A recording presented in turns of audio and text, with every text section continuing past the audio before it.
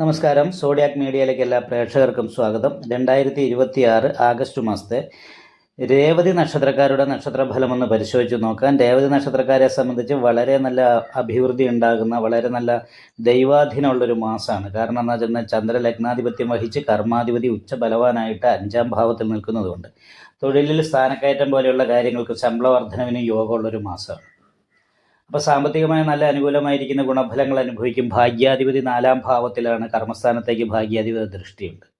അപ്പം ഭാഗ്യവർദ്ധനവിന് യോഗമുള്ളത് കാരണം കൊണ്ട് തന്നെ തൊഴിൽ സംബന്ധമായിട്ട് വളരെ അനുകൂലമായിരിക്കുന്ന ഗുണം അനുഭവിക്കാനും കുടുംബസുഖം അനുഭവിക്കാനും യോഗമുണ്ട്. എന്നാൽ 4ാം ഭാവത്തിൽ നിൽക്കുന്ന ചൊവ്വ വീട് വിട്ട് നിൽക്കാനുള്ള ഒരു പ്രവണത ഉണ്ടാക്കും. വീട്ടിൽ നിൽക്കുന്ന സമയത്ത് കുറച്ച് ദേഷ്യം എടുത്തിയേട്ടം മുതലായിട്ടുള്ള കാര്യങ്ങൾക്ക് യോഗം ഉണ്ടാകും. നിപുണായോഗം ചെയ്ത ആദിത്യനും ബുധനും 5ാം ഭാവത്തിൽ നിൽക്കുന്നവരെ നല്ല രീതിയിൽ വളരെ ചിന്തിച്ച് തന്ത്രപരമായ രീതിയിൽ സംസാരിക്കാനും സംസാരം കൊണ്ട് നേട്ടങ്ങൾ ഉണ്ടാക്കാനും സാധിക്കും. അപ്പം നമ്മൾ ആഗ്രഹിക്കുന്ന രീതിയിൽ മറ്റുള്ളവരെ കൺവിൻസ് ചെയ്യിച്ച് കാര്യം നടത്താനായിട്ടൊക്കെ പറ്റുന്നൊരു സമയമാണ്. തൊഴിൽ സ്ഥാനക്കയറ്റം കിട്ടാനായിട്ട് യോഗമുണ്ട്. എന്നാൽ പുതിയ പ്രേമബന്ധങ്ങൾ ഉണ്ടാകാൻ സാധ്യതയുള്ള സമയമാണ്.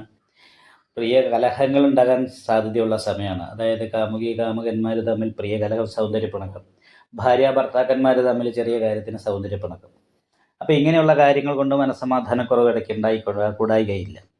അതേപോലെ തന്നെ എല്ലാ കാര്യങ്ങളും വളരെ സ്ലോ ആയിട്ട് ചെയ്യുകയും പിന്നത്തേക്ക് മാറ്റിവെക്കുകയും ചെയ്യുന്ന ഒരു സ്വഭാവം പുതിയതായിട്ടുണ്ടാകാൻ സാധ്യതയുണ്ട്.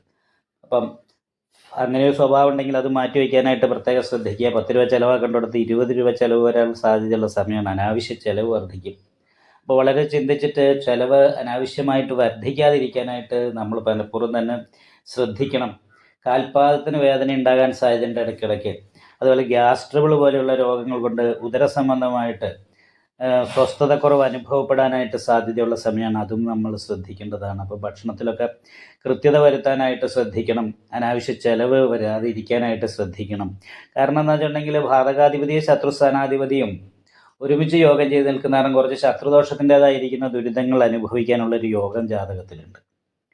അപ്പോൾ അത് കാരണം കൊണ്ടാണ് മേൽപ്പറയപ്പെട്ട രീതിയിലുള്ള കുറച്ച് തടസ്സങ്ങൾ, വീട് വിട്ട് നിൽക്കാനിട വരിക, വീട്ടിൽ നിൽക്കുമ്പോൾ ദേഷ്യം, എടുത്തിയാട്ടം പോലുള്ള പ്രശ്നങ്ങൾ ഉണ്ടാകുക. പ്രത്യേകിച്ചും കുടുംബ സംബന്ധമായിട്ട്, അതിർത്തി സംബന്ധമായിട്ടോ വഴി സംബന്ധമായിട്ട് എന്തെങ്കിലും വിഷയങ്ങളുണ്ടെങ്കിൽ അതുമായിട്ട് ബന്ധപ്പെട്ടിട്ടുള്ള ശത്രുദോഷം കുറച്ച് സ്ട്രോങ് ആയിട്ട് അനുഭവപ്പെടുകയും അത് മാനസികമായിട്ടുള്ള ടെൻഷൻ, വാശി, ഇങ്ങനെയുള്ള കാര്യങ്ങൾ വർദ്ധിപ്പിക്കുകയും ചെയ്യും. അപ്പം അത് കാരണം കൊണ്ട് ശിവക്ഷേത്രത്തിൽ അഘോര പുഷ്പാഞ്ജലി, നെയ്വിളക്ക്, ഭാഗ്യസൂക്താർച്ചന, ഗണപതി ഹോമം, വിഷ്ണു ക്ഷേത്രത്തിൽ അതേപോലെ തന്നെ സുദർശന പുഷ്പാഞ്ജലി, നെയ്വിളക്ക്, ഭാഗ്യസൂക്താർച്ചന, ഇങ്ങനെയുള്ള വഴിപാട് കാര്യങ്ങൾ ചെയ്യുക.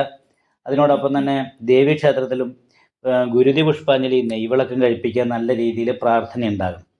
ഈ ശത്രുദോഷം മാറിക്കഴിഞ്ഞാൽ തന്നെ വളരെ നല്ല ഉയർന്ന രീതിയിലുള്ള ഗുണഫലങ്ങളും മാനസികമായ സന്തോഷവും അനുഭവിക്കാനായിട്ട് സാധിക്കും. അതുപോലെ തന്നെ ഉദര സംബന്ധമായിട്ട് രോഗാവസ്ഥ കാര്യങ്ങൾ, കാൽപാദത്തിന് വേദന, ഇങ്ങനെയുള്ള പ്രശ്നങ്ങളുണ്ടെങ്കിൽ നാഗപൂജ ചെയ്യുകയോ അല്ലെങ്കിൽ രാഹുകേതുക്കൾക്ക് വേണ്ടിയിട്ട് രാഹുപൂജയും കേതുപൂജയും നവഗ്രഹ പൂജ ചെയ്യുന്ന ക്ഷേത്രത്തിൽ ചെയ്യുകയോ ചെയ്യുക. നല്ല രീതിയിൽ പ്രാർത്ഥനയും ക്ഷേത്ര ദർശനവും നടത്തിയാൽ വളരെ നല്ല നേട്ടങ്ങൾ അനുഭവിക്കാനായിട്ട് ഈ മാസത്തിൽ രേവതി നക്ഷത്രക്കാർക്ക് സാധിക്കുന്നതാണ്. നിങ്ങൾക്ക് ഈ വീഡിയോ ഇഷ്ടപ്പെട്ടാൽ ലൈക്ക് ചെയ്യുക, നിങ്ങളുടെ അഭിപ്രായങ്ങൾ കമൻറ്റ് ചെയ്യാം. ജ്യോതിഷവുമായി ബന്ധപ്പെട്ട കൂടുതൽ കാര്യങ്ങൾ അറിയാൻ ഈ ചാനൽ സബ്സ്ക്രൈബ് ചെയ്യുക.